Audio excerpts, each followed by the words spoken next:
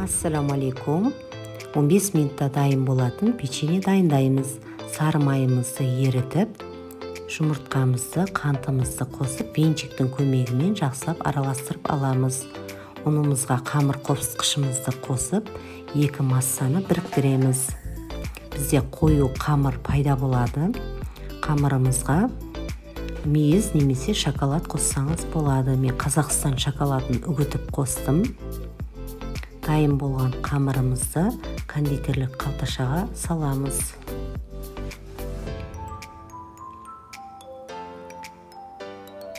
Қалташаның басын үлкенірек етіп кесіп алып, пергамент төселген формамызға сығып шығамыз.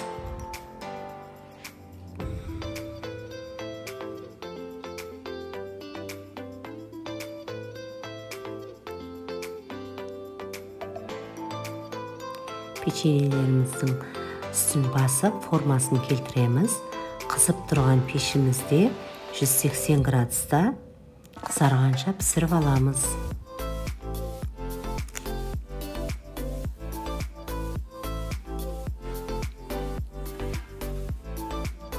Піскен печеньелерімізді суытып барып ұсынсаңыз болады.